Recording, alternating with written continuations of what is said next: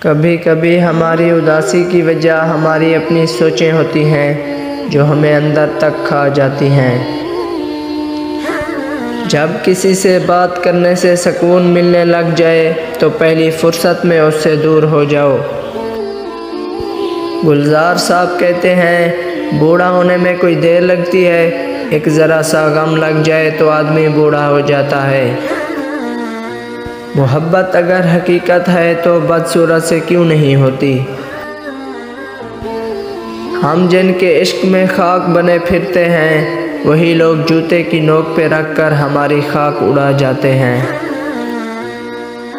Shirt کے ٹوٹے button سے لے کر مرد کے ٹوٹے دل تک کو جوڑنے کا ہنر رکھتی ہے ایک عورت۔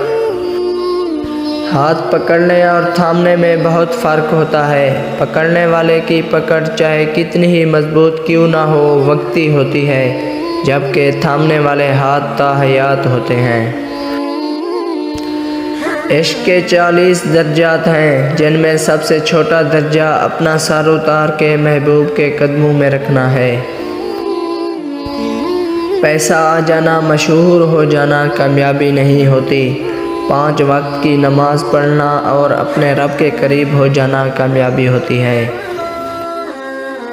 حوصلہ کبھی نہیں پوچھتا کہ آزمائشوں کی دیوار کتنی اونچی ہے۔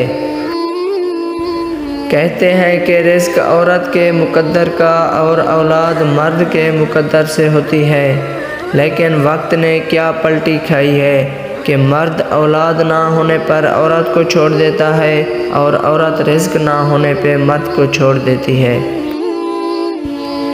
لوگ اچھا پڑھنے اور اچھا لکھنے والے کو قابل کہتے ہیں، جبکہ قابل وہ ہے جو اچھا سوچے اور اچھا بولے۔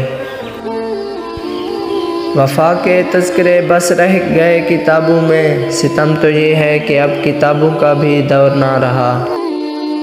تمہاری تنہائی تمہیں جس طرف میل کرے بس وہی تمہارے اندر کی حقیقت ہے۔